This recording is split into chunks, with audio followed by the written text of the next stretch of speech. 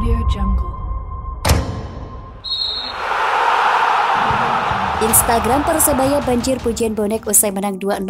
Sebut tim mulai solid dan konsisten. Sebelum kita lanjut, jangan lupa subscribe agar mendapat informasi yang terbaru.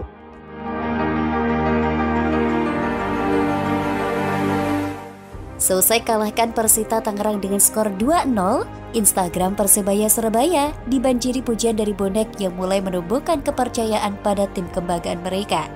Bagaimana tidak? Sebelumnya Instagram Persebaya Surabaya banyak dipenuhi keluhan dari bonek yang tak kunjung melihat kemenangan dari tim kebanggaannya. Kini bonek kembali mengirimkan pujian, doa dan harapan melalui komentar Instagram Persebaya Surabaya untuk permainan selanjutnya.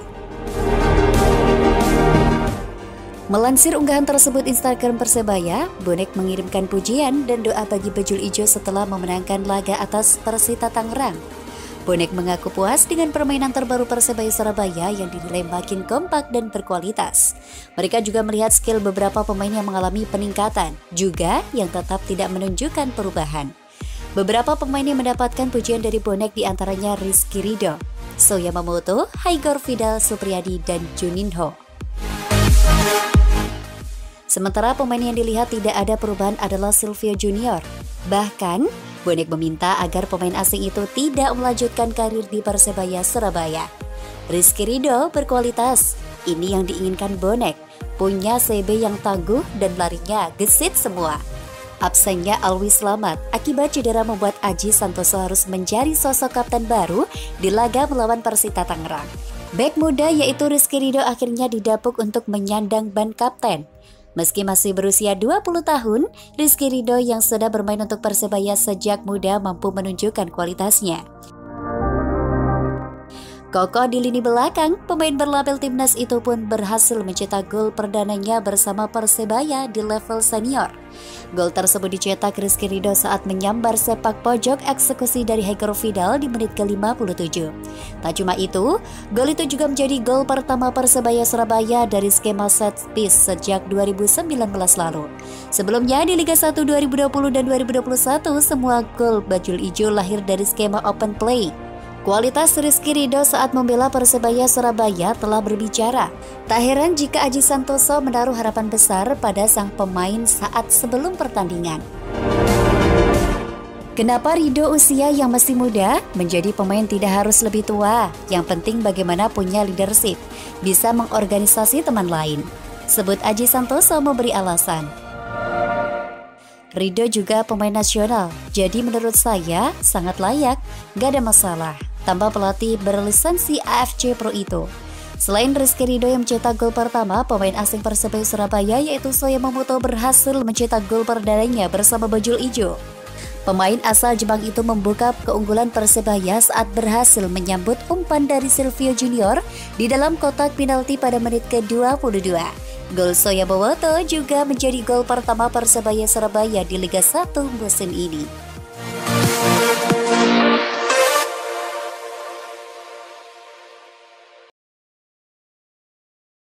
Audio Jungle.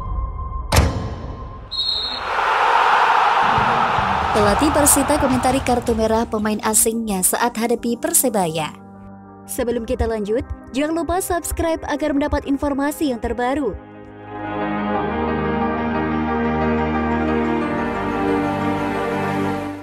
Persita Tangerang mengalami kekalahan saat bertanding melawan Persebaya Surabaya pada pekan kedua Liga 1 2022-2023. Pada laga ini, tim berjuluk Pangeran Cisadane kalah dengan skor 2-0 saat bertanding di Stadion Gelora Bung Tomo Surabaya, Senin 1 Agustus 2022. Gol Persebaya Surabaya dicetak oleh So Yamamoto pada menit ke-23 dan Rizky Ridho pada menit ke-57. Persita Tangerang sejak menit ke-33 harus bertanding dengan 10 pemain. Pasalnya, Agustin Katane mendapatkan kartu merah langsung setelah melanggar Arif Catur. Kartu merah didapatkan Catane karena dia adalah orang terakhir di pertahanan Persita Tangerang. Terkait pelanggaran ini, pelatih Persita Tangerang Alfredo Vera memberikan komentarnya.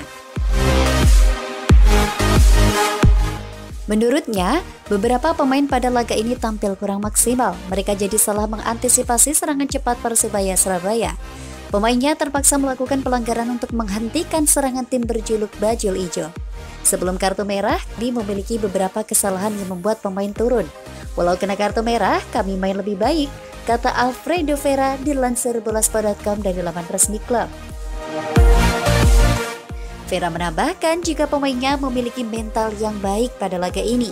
Hal ini terlihat saat mereka bermain dengan 10 pemain dan masih bisa menciptakan serangan. Menurutnya, satu hal yang harus dievaluasi adalah lini serang yang gagal memanfaatkan peluang di lini depan. Tidak tahu soal pengaruh tekanan dari supporter tuan rumah. Saya pikir tidak, kami mungkin kurang akurat dan kurang tenang. Tidak sampai kotak penalti lawan, peluang dari Elisa Basna menjadi salah satu yang terbaik. Persebaya Surabaya dan Persib Bandung menjadi dua klub yang mengalami perubahan posisi bertolak belakang setelah pekan kedua Liga 1 2022-2023 rampung pada Senin 1 Agustus 2022. Persebaya melesat ke peringkat kelima, sementara posisi Persib turun peringkat sampai masuk ke zona merah klasemen Liga 1 2022-2023. Perubahan posisi itu tidak lepas dari hasil-hasil yang terjadi sepanjang akhir pekan kemarin. Salah satunya adalah keberhasilan Persebaya mengalahkan Persita Tangerang pada laga penutup pekan kedua Liga 1. Nasib Persita semakin buruk karena mereka juga kehilangan Agustin pada pertandingan pekan ketiga Liga 1 nanti.